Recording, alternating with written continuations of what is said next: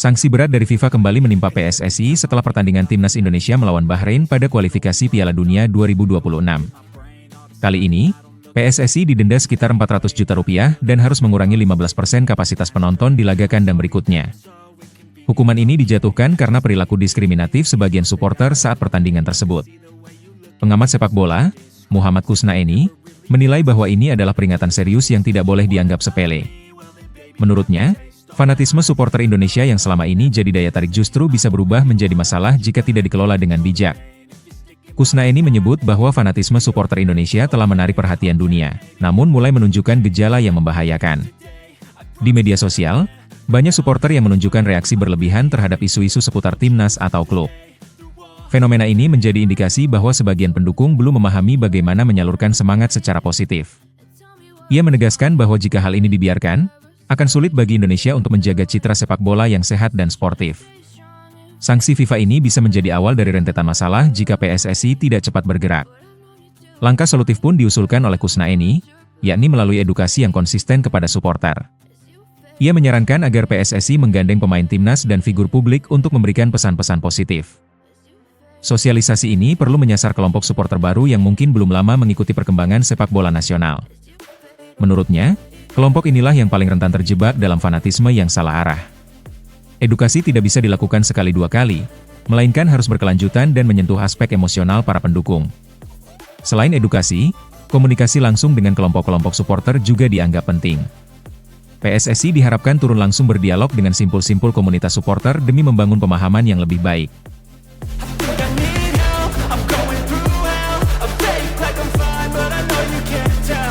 Pelatih Australia Tony Popovich memperingatkan bahwa Jepang tetap menjadi lawan berbahaya meskipun akan menurunkan pemain pelapis. Jepang dijadwalkan menghadapi Australia di Perth pada 5 Juni dan menjamu timnas Indonesia pada 10 Juni 2025. Walau sudah memastikan tiket ke Piala Dunia dan memimpin klasemen dengan 20 poin, Jepang tetap dipandang sebagai tim yang akan tampil serius. Menurut Popovich, tekad kemenangan tetap akan dibawa oleh skuad Samurai Biru, karena mereka belum pernah kalah di sepanjang babak kualifikasi. Hajime Moriyasu berencana memberi kesempatan kepada pemain pelapis bukan karena meremehkan lawan, tapi untuk mengasah taktik dan memberi peluang kepada semua pemain. Popovich menilai keputusan itu justru bisa membuat Jepang makin berbahaya, karena para pemain pelapis akan berjuang membuktikan diri agar bisa masuk skuad final ke Piala Dunia. Bahkan, pada pertemuan pertama melawan Australia di Jepang, semua starter mereka berasal dari klub Eropa, tanpa satupun dari J-League. Ini menunjukkan bahwa kualitas pemain Jepang tetap tinggi, meski yang diturunkan bukan nama-nama utama. Popovich juga menyoroti betapa kuatnya kompetisi J-League, sehingga pemain yang berasal dari liga domestik pun punya kualitas dan mental bertanding tinggi. Dengan komposisi seperti itu, laga melawan Jepang, baik untuk Australia maupun timnas Indonesia dipastikan tidak akan berjalan mudah. Popovich yakin para pemain pelapis justru akan tampil dengan motivasi berlipat untuk menarik perhatian pelatih. Jepang terbukti sangat konsisten dan efektif sepanjang kualifikasi, menjadikan mereka tim terbaik di grup C. Dengan hanya 5 dari 25 pemain yang berasal dari J-League pada pemanggilan terakhir, dominasi pemain-pemain yang berkarir di luar negeri semakin memperkuat kekuatan tim. Popovich menyatakan bahwa motivasi membela negara dan berebut tiket ke Piala Dunia akan membuat Jepang tampil dengan performa terbaik, terlepas dari siapa yang diturunkan.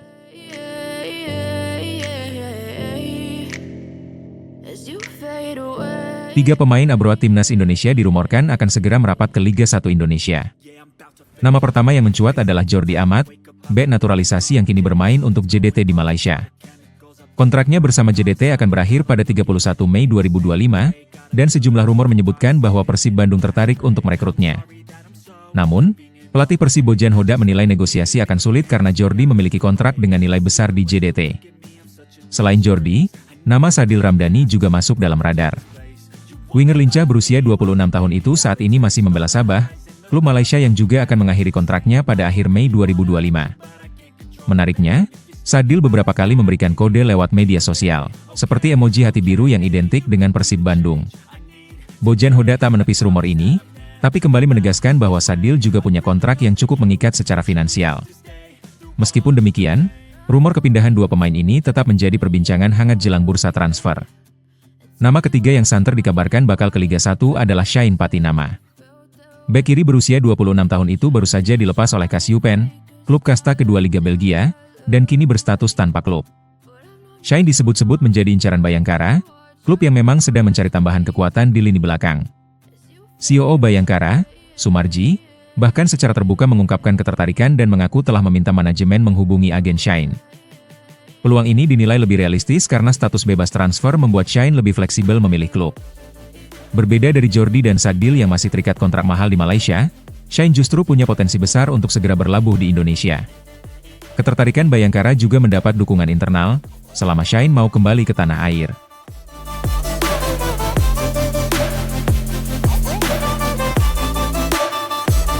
Jelang dua laga penting melawan Cina dan Jepang, Timnas Indonesia mulai bersiap dengan pemusatan latihan yang akan digelar di Bali mulai 26 Mei.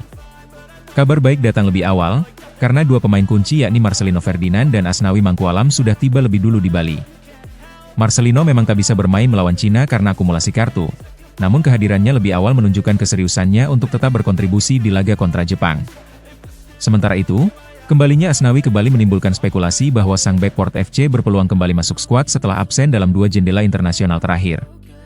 Namun, tidak semua kabar dari skuad Garuda membawa angin segar.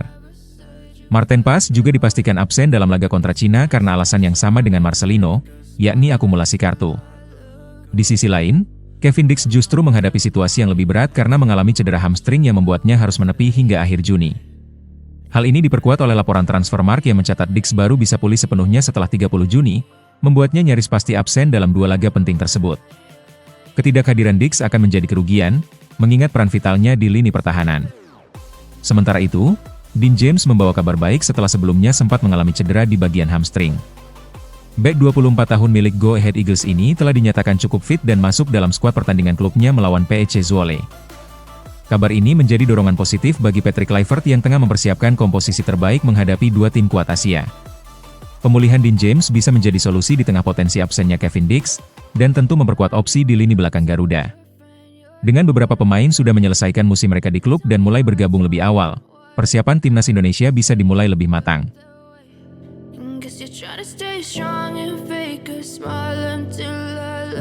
Asnawi Mangkualam terlihat sudah berada di Bali menyusul Marcelino Ferdinand, yang lebih dulu tiba di lokasi pemusatan latihan Timnas Indonesia. Bek kanan Port FC itu baru saja menyelesaikan musim kompetisi Liga Thailand dengan catatan 28 penampilan. Kembalinya Asnawi ke Indonesia memicu spekulasi bahwa dirinya akan kembali dipanggil memperkuat skuad Garuda. Apalagi, dalam unggahan Instagram Marcelino, tampak Asnawi berfoto bersama pemain lainnya di game, menandakan mereka mulai mempersiapkan fisik untuk agenda besar. Nama-nama lain yang tampak dalam foto tersebut adalah Ronaldo Kuateh, serta dua rekan Asnawi dari Port FC. Momen kebersamaan ini menambah kuat dugaan bahwa pemanggilan ke timnas sudah berada di depan mata. Asnawi sendiri sempat absen dalam dua jendela internasional terakhir. Terakhir kali ia tampil untuk timnas adalah di Piala ASEAN 2024, meski saat itu Indonesia gagal lolos dari fase grup. Situasi saat ini juga memperbesar peluang Asnawi kembali ke starting 11 timnas. Kevin Dix sedang mengalami cedera hamstring yang membuatnya hampir pasti absen dalam dua laga sisa kualifikasi. Patrick Kluivert tentu membutuhkan pengganti yang berpengalaman dan punya kualitas internasional, dan Asnawi adalah kandidat paling logis. Dengan posisinya yang sudah terbiasa di timnas dan statusnya sebagai kapten sebelumnya, kehadiran Asnawi bisa memberi kestabilan di lini belakang. Pemusatan latihan Timnas Indonesia sendiri dijadwalkan mulai 26 Mei 2025 dan akan digelar di Bali, tempat Asnawi dan Marcelino kini berada. TC ini menjadi persiapan penting jelang dua laga terakhir kualifikasi Piala Dunia 2026 melawan Cina dan Jepang.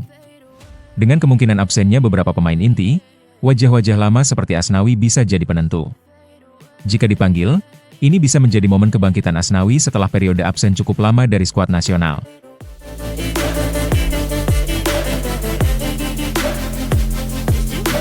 Kiper Timnas Indonesia Emil Audero baru saja mencetak pencapaian penting bersama klubnya Palermo.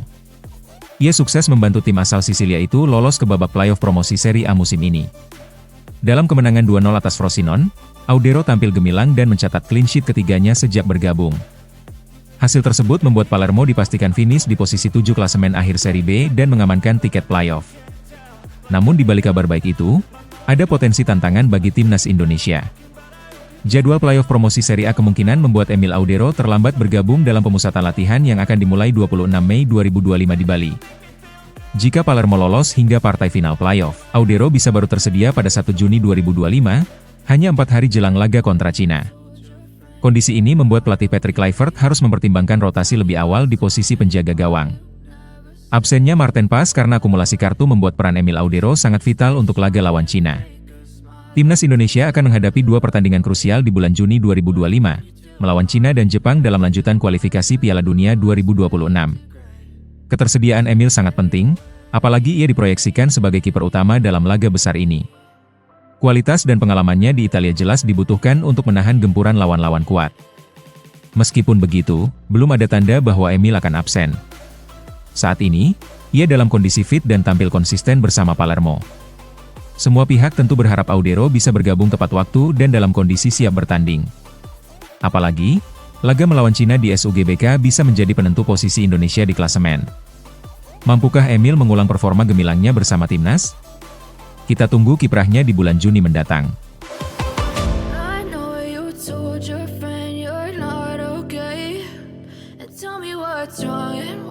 Mads Hilger mengejutkan banyak orang dengan mengungkapkan kemampuannya dalam memasak. Dalam wawancara terbaru dengan media Belanda, ESPN, Hilger berbicara tentang berbagai hal, termasuk karir sepak bolanya dan kisahnya menjadi bagian dari timnas Indonesia. Namun, yang lebih menarik perhatian adalah pengakuannya bahwa dia bisa memasak beberapa masakan khas Indonesia. Meski tidak mengaku sebagai koki handal, Mads menunjukkan bahwa dia cukup mahir dalam memasak dua makanan populer Indonesia, nasi goreng dan soto. Ia mengungkapkan bahwa kemampuan memasak ini didapatkan dari ibunya, Linda Tombeng. Sang ibu, yang merupakan orang Indonesia, sangat mengajarkan pentingnya makanan dalam budaya Indonesia. Mads pun menyadari betapa pentingnya tradisi kuliner Indonesia, sehingga ia mulai belajar memasak dengan bimbingan ibunya. Nasi goreng dan soto adalah dua hidangan yang ia pelajari dan cukup sering ia buat sendiri di rumah. Hilger mengaku bahwa dua masakan ini mudah disiapkan dan bisa dimakan dalam beberapa hari, menjadikannya pilihan yang praktis di tengah padatnya jadwal latihan dan pertandingan. Menurut Mads, bahan-bahan untuk membuat nasi goreng dan soto juga cukup sederhana dan tidak memerlukan banyak variasi. Hal ini yang membuatnya memilih kedua hidangan tersebut sebagai pilihan favorit saat memasak. Meski tidak terlalu jago dalam memasak, Hilger merasa bahwa nasi goreng dan soto adalah masakan yang mudah diikuti dan memberikan hasil yang enak. Dia juga mengatakan bahwa terkadang ia memilih untuk membeli paket masakan dari supermarket seperti Jumbo atau Albert Heijn, meskipun memasak sendiri adalah pilihan yang lebih menyenangkan. Dengan pengakuan ini, Mads Hilger semakin menunjukkan kedekatannya dengan budaya Indonesia, meskipun ia lahir dan besar di Belanda. Tidak hanya sebagai pemain sepak bola, tetapi juga sebagai pribadi yang menghargai warisan kuliner Indonesia.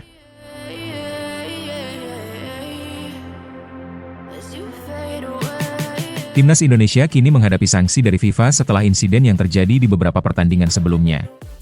Meski demikian, FIFA memberikan alternatif bagi supporter Indonesia untuk tetap hadir di stadion. Dalam sanksi yang dikeluarkan, FIFA memutuskan bahwa tribun yang biasa diisi oleh Ultras Garuda dan La Grande Indonesia akan diisi oleh supporter netral. Meski hal ini tentu mengecewakan bagi supporter setia Timnas Indonesia, FIFA memberikan ruang bagi komunitas yang lebih luas untuk hadir. Jumlah kapasitas yang diizinkan adalah 15% dari total kapasitas stadion, dan syaratnya adalah para supporter yang mengisi tribun tersebut harus berasal dari komunitas netral. Beberapa kelompok yang dapat mengisi tribun antara lain komunitas anti-diskriminasi, keluarga, pelajar, atau kelompok perempuan.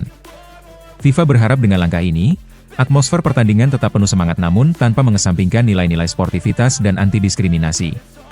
Arya, seorang perwakilan dari tim yang terkait dengan kebijakan ini, menjelaskan bahwa meskipun pengaturan ini tidak ideal bagi sebagian supporter, ia tetap memberikan kesempatan bagi kelompok-kelompok khusus untuk mengisi tribun tersebut. Mereka harus memasang spanduk yang mendukung anti-diskriminasi, ujar Arya. Hal ini menjadi langkah untuk mengedukasi dan mengingatkan para supporter agar tidak terlibat dalam tindakan yang merugikan dan bertentangan dengan prinsip fair play. Meskipun ada penurunan jumlah supporter yang hadir secara langsung, harapan besar agar Timnas Indonesia tetap mendapat dukungan penuh dari supporter setia tetap ada. Di sisi lain, sanksi ini juga memberikan pelajaran berharga tentang pentingnya menjaga sportivitas dan menciptakan lingkungan yang positif di dalam dan luar stadion.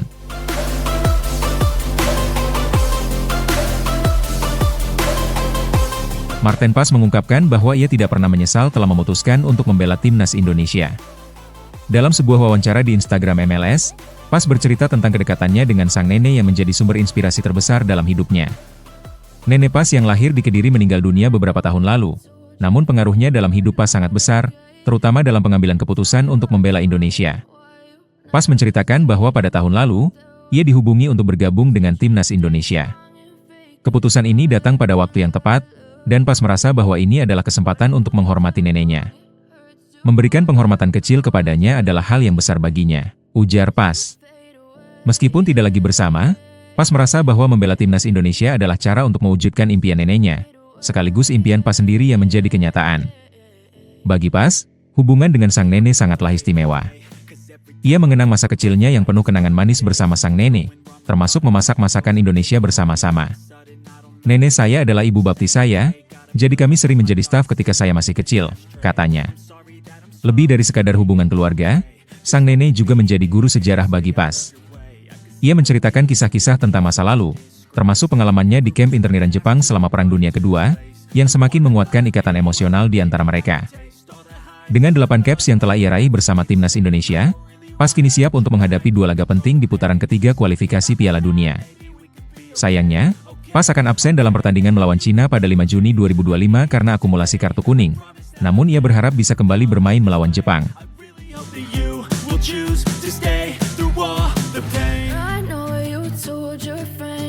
Tom Hai menunjukkan antusiasme yang tinggi ketika mengetahui bahwa timnas Indonesia kemungkinan besar akan menghadapi Malaysia dalam laga internasional mendatang. Pemain keturunan Indonesia yang kini membela Almere City itu mengungkapkan rasa penasarannya terhadap laga tersebut, terutama karena rivalitas panjang antara kedua negara.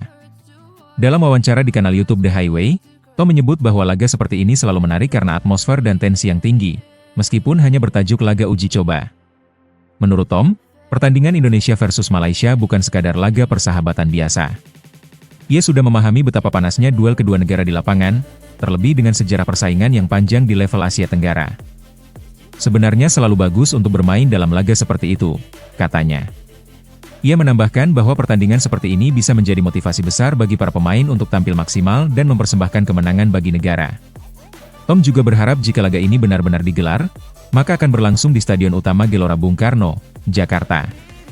Menurutnya, venue besar seperti GBK bisa menghadirkan suasana luar biasa yang akan menambah semangat para pemain. Saya pikir kedua tim akan benar-benar ingin menang, tentu ini akan jadi lebih dari pertandingan uji coba, ujarnya. Ia percaya bahwa meski bertajuk laga uji coba, emosi dan gengsi antar pemain akan membuat pertandingan ini berjalan sangat ketat. Sementara itu, PSSI sedang menyusun agenda pertandingan untuk bulan September mendatang.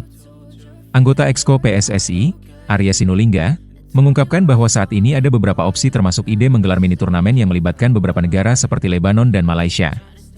Namun, rencana ini masih dalam tahap kajian dan keputusan resmi belum ditetapkan. Jika benar-benar terwujud, laga Indonesia versus Malaysia bisa menjadi duel panas yang sangat dinanti oleh para pencinta sepak bola tanah air.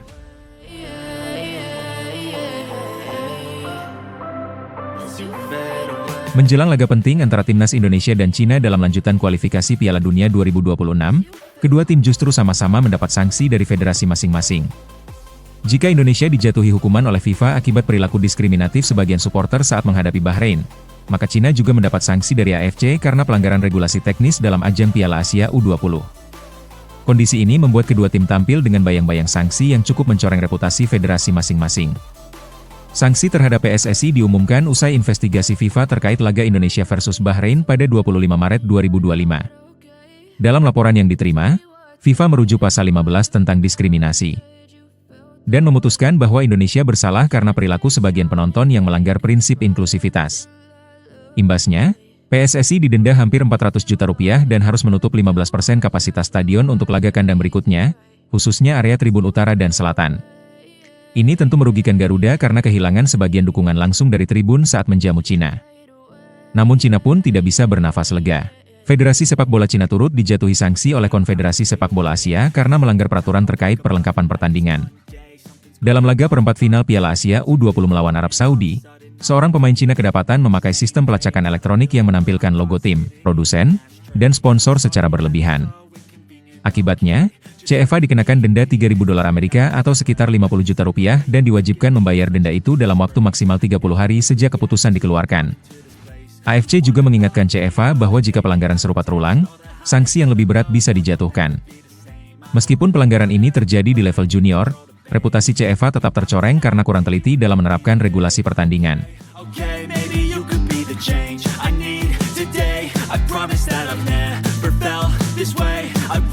Sejak resmi bergabung dengan timnas Indonesia, nama Ole Romeni langsung menyita perhatian publik sepak bola Asia. Bahkan sebelum debutnya, Media Vietnam Soha sempat memprediksi bahwa naturalisasi Romeni akan menjadi kejutan besar bagi sepak bola dunia. Judul provokatif mereka, Indonesia naturalisasi bintang Belanda lagi, bakal bikin kejutan dunia, kini tak lagi terdengar berlebihan. Romeni menjawab prediksi itu dengan performa gemilang di 2 laga perdananya bersama Garuda. Tanpa butuh adaptasi panjang, striker berusia 24 tahun itu langsung menunjukkan kualitasnya. Ia mencetak gol dalam 2 laga debut melawan Australia dan Bahrain, menjadikannya predator yang selama ini dicari timnas Indonesia. Gol penentunya ke gawang Bahrain pada 25 Maret 2025 di SUGBK menjadi bukti nyata ketajamannya. Assist dari Marcelino Ferdinand diselesaikannya dengan tenang, membuat Indonesia menang 1-0 dan dirinya keluar sebagai man of the match. Keberhasilan ini semakin memperkuat keputusan PSSI dalam menaturalisasi Romeni. Momen Sumpah WNI yang ia ambil di London pada 8 Februari 2025 kini terlihat monumental. Dari 3 pemain yang disumpah bersamaan, hanya Romeni yang langsung menembus tim senior dan menjawab ekspektasi dengan aksi nyata. Ketua Umum PSSI Erick Thohir bahkan mengakui bahwa hadirnya Romeni bisa membawa dampak besar terhadap ketajaman lini serang timnas Indonesia. Kini harapan itu menjadi kenyataan, bukan sekadar angan-angan. Tantangan besar berikutnya sudah menanti, laga melawan Cina dan Jepang di kualifikasi Piala Dunia 2026. 2 kekuatan Asia ini akan menjadi ujian sesungguhnya bagi Romeni dan skuad Garuda. Namun dengan performa yang sedang on fire, publik Indonesia percaya Romeni bisa mencetak gol krusial dan menjaga asa lolos tetap hidup. Oleh Romeni bukan lagi sekadar rekrutan baru, tapi senjata utama Garuda yang siap menghantam dominasi Asia.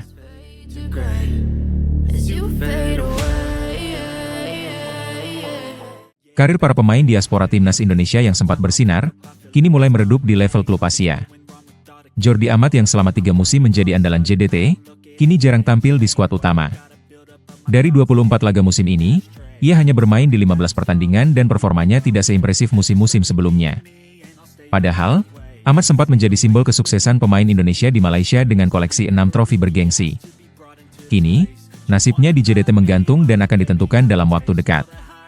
Sandy Walsh juga mengalami nasib serupa di Jepang bersama Yokohama Marinos.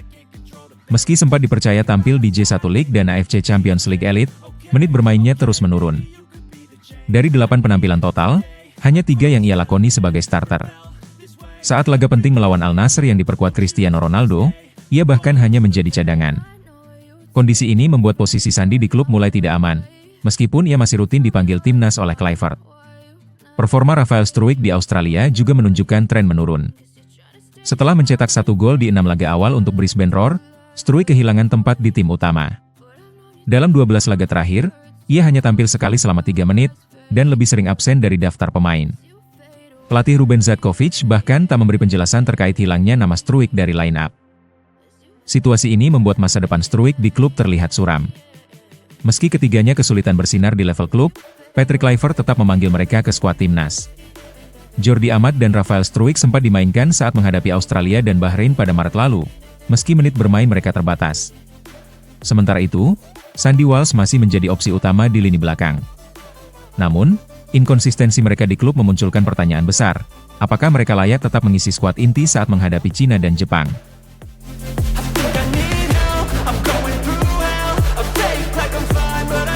Menjelang 2 laga krusial melawan Cina dan Jepang di kualifikasi Piala Dunia 2026, timnas Indonesia mendapat kabar buruk. 2 pemain diaspora, Kevin Dix dan Dean James, dipastikan mengalami cedera serius. Keduanya kemungkinan besar absen memperkuat Garuda dalam pertandingan penting tersebut. Kevin Dix yang memperkuat Copenhagen, mengalami cedera saat membela klubnya di Liga Denmark. Pihak klub mengonfirmasi bahwa Dix akan menepi hingga akhir Mei 2025. Dean James pun bernasib serupa setelah mendapat cedera parah saat bermain untuk Go Ahead Eagles. Klub asal Belanda itu menyatakan bahwa sang pemain akan absen dalam waktu yang cukup panjang. Situasi ini membuat Ketua Umum PSSI Erick Thohir harus memutar otak.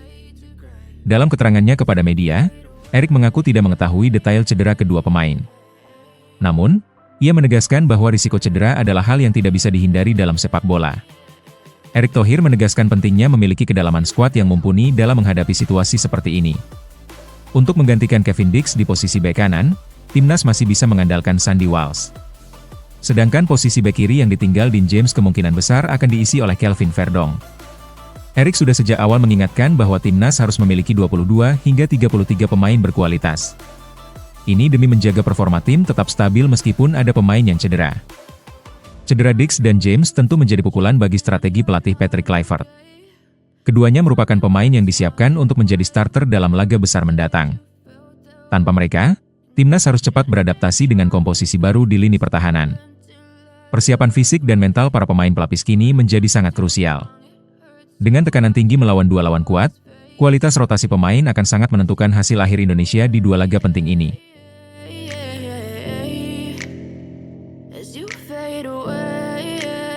Rencana PSSI menggelar laga persahabatan antara timnas Indonesia dan Malaysia pada FIFA Matchday September 2025 menyita perhatian media internasional. Media olahraga Vietnam DTHO menyoroti potensi pertandingan ini sebagai momen ikonik di Asia Tenggara.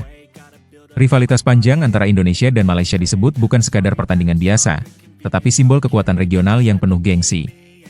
Apalagi laga ini dinilai spesial karena menjadi pertemuan pertama sejak Piala AFF 2021, ketika Indonesia menang 4-1 atas Malaysia.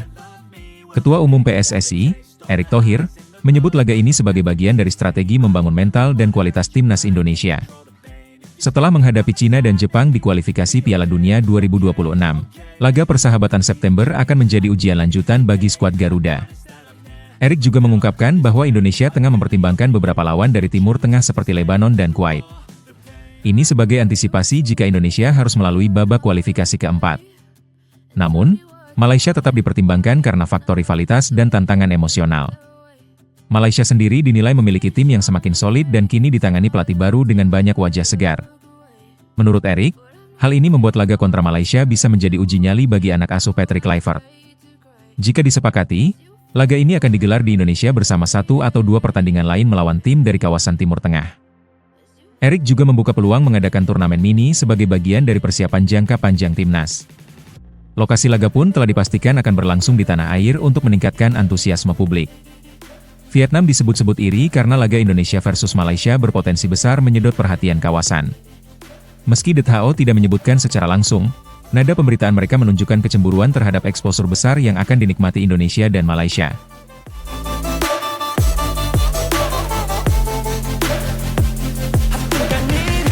Pratama Arhan kembali menjadi bahan perbincangan publik setelah 2 kali tidak masuk starting utama timnas Indonesia dalam laga penting kontra Australia dan Bahrain.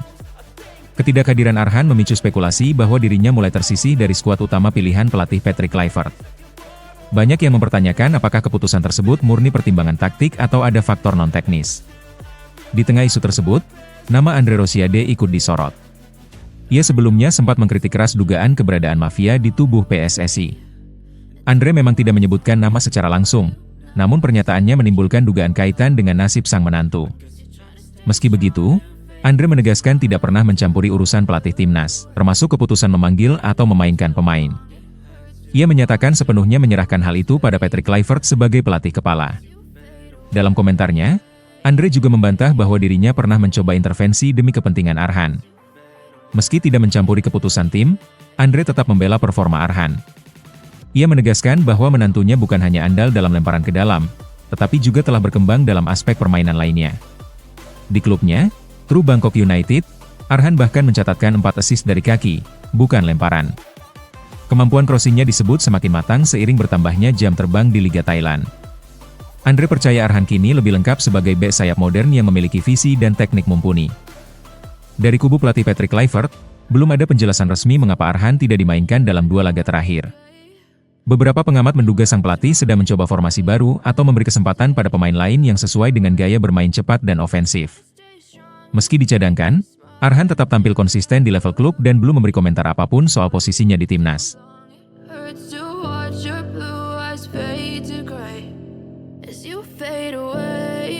PSSI mulai membocorkan informasi penting terkait penjualan tiket pertandingan timnas Indonesia melawan Cina.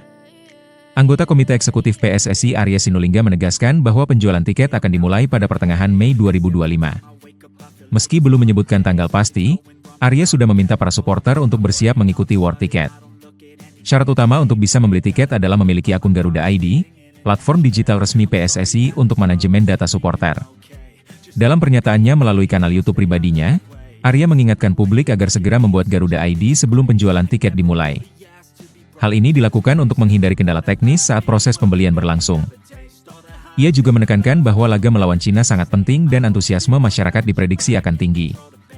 Oleh karena itu, Persiapan sejak dini dianggap penting agar para pendukung tidak ketinggalan mendapatkan tiket. PSSI menyadari betapa besar dukungan masyarakat Indonesia terhadap skuad Garuda, terutama saat bermain di kandang. Gelora Bung Karno dipastikan akan kembali menjadi lautan merah putih dalam laga penting ini. Untuk itu, Arya menyarankan publik tidak hanya menyiapkan Garuda ID, tapi juga seluruh kelengkapan pembayaran yang diperlukan saat membeli tiket online. Ia tidak ingin terjadi penumpukan masalah teknis seperti gagal login atau kendala pembayaran saat war dimulai. PSSI berharap sistem penjualan tiket kali ini berjalan lebih lancar dan tertib. Arya juga menambahkan bahwa pertandingan kontra Cina bukan sekadar laga biasa, melainkan sangat menentukan posisi Indonesia di klasemen grup. Kemenangan di laga ke-9 ini bisa membuka peluang lebih besar untuk melaju ke babak selanjutnya. Karena itu, dukungan langsung dari tribun stadion dianggap sebagai elemen penting. Dengan sistem yang semakin rapi, PSSI berharap suasana pertandingan nanti penuh semangat tanpa gangguan.